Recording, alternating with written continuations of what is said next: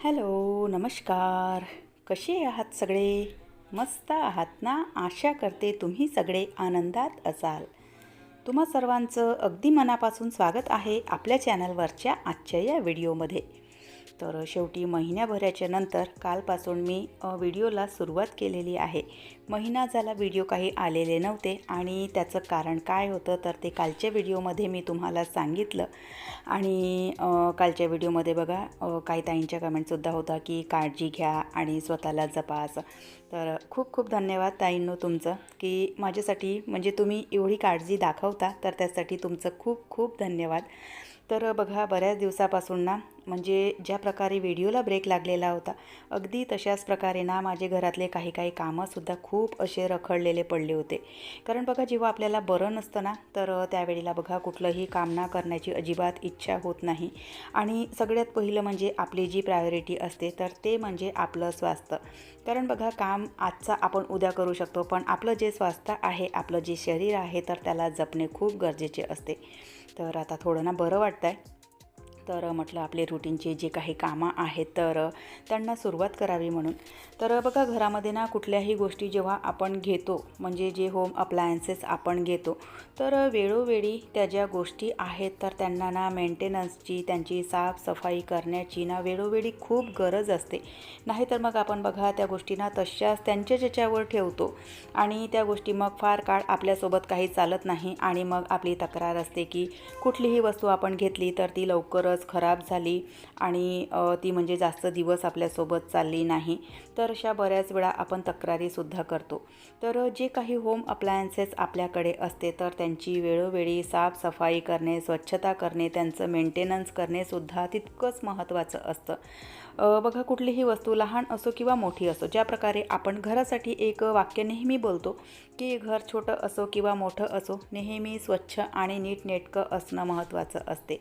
तर अगदी त्याचप्रकारे बघा फ्रीजच्या बाबतीमध्ये मी तुम्हाला म्हणणार की फ्रीज छोटा असो किंवा मोठा असो आपण जर त्याची व्यवस्थित साफसफाई केली किंवा त्याला जर व्यवस्थित ठेवलं आणि नीटनेटकेपणा जर त्या गोष्टीमध्ये असेल तर अगदी छोट्यातून छोट्या फ्रीजमध्ये बघा आपण ना खूप सारं सामान ठेवू शकतो. आणि साफसफाई आणि मेंटेनन्स जर आपण वेळच्या वेळी केला तर बघा ती जी गोष्ट आहे तर बऱ्याच दिवस आपल्यासोबत चालते म्हणजे लवकर ती गोष्ट खराब होत नाही आणि बराच काळ आपण त्या गोष्टीचा वापर करू शकतो. तर बघा आज ना मी सुद्धा माझी जी फ्रीज आहे तर ती स्वच्छ करायला काढलेली आहे. फ्रीज ना माझ्या छोटासाच आहे पण या छोट्याशाच फ्रीजमध्ये बघा खूप साऱ्या ज्या गोष्टी आहेत तर मी त्यामध्ये ठेवते. आणि अगदी जर आपण थोडंसं व्यवस्थित नियोजन करून जर सामान ठेवलं तर लहानातून लहान जर फ्रीज आपला असेल तर त्यामध्ये सुद्धा बघा आपण ना खूप सारं सामान अगदी व्यवस्थितपणे ठेवू शकतो. माझ्या इथे बघा आठवड्याचं ना सगळं भाजीचं मी आणून घेते म्हणजे एकाच वेळेला आणते. कारण बघा रोज सकाळी ना 3 टिफिन जातात आणि त्यातल्या त्यात मग म्हणजे प्रत्येकच रोजच्या रोज ना आपण मार्केटला जाऊ शकत नाही आणि शक्यही होत नाही जाणं. तर त्यामुळे मग आठवड्याचं भाजीचं असतं पुन्हा आणखी आपले डेअरी प्रोडक्ट असतात फुलांचा डबा असतो तर अशा बऱ्याचशा गोष्टींना फ्रीजमध्ये ठेवते. तर फ्रीज माझा ना लहानसाच आहे पण त्यामध्ये ना खूप सारं सामान मी व्यवस्थित असं ॲडजस्ट करून ठेवते. तर सगळ्यात आधी बघा इथे ना मी फ्रीजचे जे काही हे जे भांडे असतात फ्रीजचे तर ते ना सगळे मी इथे स्वच्छ करायला घेतले. फ्रीजचे भांडे स्वच्छ करण्यासाठी बघा एखादा सॉफ्ट कापड घ्यायचा किंवा मग जी आपली घासणी असते तर त्या घासणीने हे जे सगळे भांडे आहेत तर ते स्वच्छ करून घ्यायचे. फ्रीजमध्ये बघा सगळ्यात खराब होणारा पार्ट तो म्हणजे आपला जो चिलर ट्रे असतो तर तो. कारण त्यामध्ये बघा खूप अशी पाण्याची ना घाण साचलेली असते म्हणजे जे पाणी असतं तर त्यामधला ना थोडाफार असा डस्ट म्हणजे जी काही धूळ वगैरे असते किंवा पाण्यामध्ये जो काही गाळ असतो तर तो इथे जी चिलर ट्रे आहे तर त्यामध्ये साचलेला असतो. तर सगळं ते ना स्वच्छ करून घेतलं. सगळे भांडे इथे पाणी निथळायला ठेवलेले आणि त्यानंतर मग फ्रीजचा जो आतमधला पोर्शन आहे तर तो मी स्वच्छ करायला घेतला. फ्रीजची अवस्था तुम्ही बघू शकत असाल कारण जसं की मी तुम्हाला सांगितलं सुरुवातीलाच बरेच दिवस झाले मी फ्रीज काही स्वच्छ केलेला नाही, कारण मलाच बरं नव्हतं. तर त्यामुळे मग रुटीनची जे काही कामं आहेत तर फक्त तेवढेच माझ्याच्याने व्हायचे. एक्स्ट्राचं कुठलंही काम मी काढलेलं नव्हतं आणि त्यामुळेच फ्रीज म्हणा किंवा किचन म्हणा किंवा सगळं जे घर आहे तर ते सगळंच माझं साफसफाईला आलेलं. तर आता हळूहळू जसजसा मला वेळ मिळणार तर तसतशी सगळी जी एक साफसफाई आहे तर ती मी काढणार आहे. कारण बघा, म्हणजे एकत्र सगळं काम काढून आपण दगदग करू शकत नाही आणि सध्याच्या परिस्थितीमध्ये तशी बघा खूप अशी दगदग झाली की छातीमध्ये ना अगदी असं धडधड व्हायला लागतं. तर त्यामुळे हळूहळू हे जे काम आहे माझं तर ते मी करायला घेणार आहे. तर फ्रीज स्वच्छ करण्यासाठी बघा, जे आपलं विमचं लिक्विड असतं ना तर ते थोडंसं पाण्यामध्ये ना मी डायल्यूट करून घेते आणि त्यामध्येच एक कपडा वगैरे डिप करून बघा सगळी ही जी फ्रीज आहे ना तर ती मी स्वच्छ करून घेते. फ्रीज स्वच्छ करण्यासाठी बघा म्हणजे बरेचसे असे ऑप्शन्स आपल्याकडे असतात. त्यामध्ये आपण विनेगर आहे किंवा सोडा आहे, जो खाण्याचा सोडा असतो, तर त्याच्याने सुद्धा स्वच्छ होऊन जाते. पण बघा पाण्यामध्ये ना थोडंसं जे विमचं लिक्विड असतं ना तर ते घातलं की त्याच्याने सुद्धा आपला जो फ्रीज आहे तर तो अगदी असा स्वच्छ आणि साफसुथरा होतो. तर त्यामुळे मग विनेगर म्हणा किंवा खाणा सोडा वगैरे म्हणा तर तो मी वापरत नाही. तर अशा प्रकारे बघा आधी ना जे विम लिक्विडचं पाणी मी बनवलेलं होतं तर त्याच्याने सगळं स्वच्छ करून घेतला. त्यानंतर मग स्वच्छ पाण्याने पूर्ण फ्रीज जो आहे तर तो पुसून घेतला. मार्केटमधून आलेली तर आल्याच्या नंतर बघा थोडीशी ना मुलांना भूक लागलेली होती आणि बरेच दिवस झाले मी सुद्धा म्हणजे भेळ बनवलेली नव्हती. तर इथे ना मी आधी भेळ बनवायला घेतली, म्हणजे जी सुकी ओली भेळ असते तर ती बनवायला घेतली. तर बघा इथे भेळ मी कशा प्रकारे बनवते तर तेच तुमच्यासोबत अगदी शॉर्टकटमध्ये शेअर करते. घरी ना चिप्स होते, आता पुन्हा आणखी चिप्स बनवण्याचा सीझन आलेला तर त्यामुळे जुने जे चिप्स आहेत तर ते मला संपवायचे आहेत. तर त्यामुळे मग भेळ बनवण्यासाठी बघा अशा प्रकारे ना थोडासा म्हणजे जेव्हाही मी भेळ बनवते तर त्यामध्ये बघा थोडेसे ना चिप्स तळून टाकते, छान वाटतात ते. थोडेसे जे दाणे असतात शेंगदाणे तर ते तळून घ्यायचे. छान बारीक बारीक कांदा, मिरची आणि टमाटर, सांबार तर सगळा असा कट करून घेतला आणि त्यामध्ये थोडंसं लिंबू पिळलं.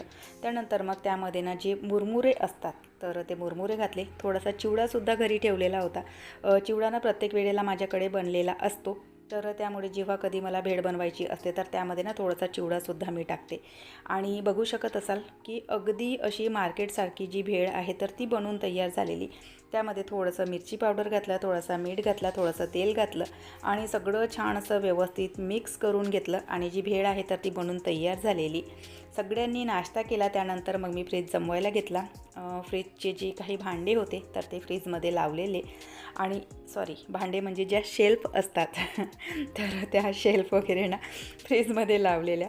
आणि बघू शकत असाल फ्रीज जो आहे तर तो अगदी विमच्या पाण्याने आणि साध्या पाण्याने मी पुसला, पण तरीहीसुद्धा जो फ्रीज आहे तर तो इतका छान असा चक्क आणि लखलखीत झालेला. आणि माझा हा जो फ्रीज आहे तर त्याला जवळपास ना 12-13 वर्ष झाले असतील आणि अजूनसुद्धा माझा फ्रीज ना जसाचा तसाच आहे. म्हणजे बघितल्याच्या नंतर ना कोणी त्याला म्हणणारसुद्धा नाही की 12-13 वर्ष या फ्रीजला झालेले असावे म्हणून.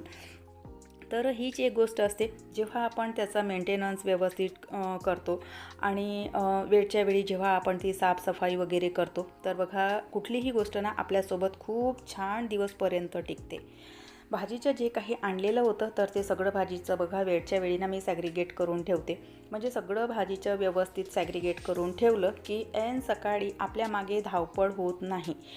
कारण बघा रोज सकाळी सकाळी ना शाळेचे टिफिन असतात, ऑफिसला जाणाऱ्यांचे टिफिन असतात किंवा मग ऐन वेळेवर कधीही कोणीही पाहुणे वगैरे येतात.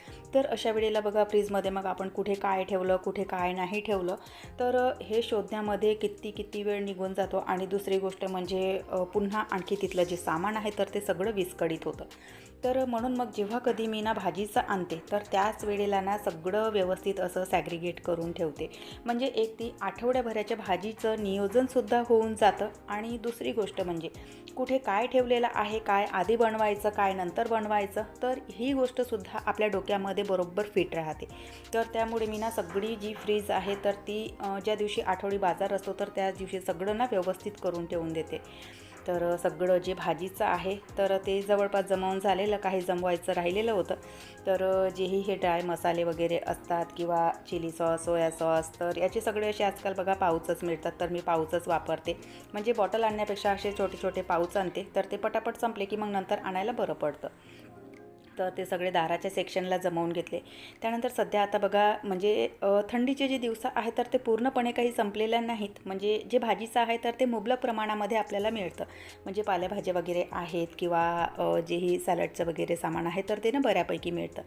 तर ते ठेवण्यासाठी ना अशा प्रकारे कॅरी बॅगचा वापर करते मी, कारण ते डब्यामध्ये येत नाही. तर सगळा जो माझा फ्रीज आहे तर तो छान असा व्यवस्थित ऑर्गनाईज झालेला आहे. छोटासा फ्रीज आहे माझा, बघू शकत असाल. पण त्यामध्ये ना सगळं हे जे सामान आहे तर ते मी पूर्ण असं ॲडजस्ट करून ठेवलेलं. तर चला, आजचा जो व्हिडिओ आहे तो मी इथेच संपवते. आशा करते तुम्हाला आवडला असेल.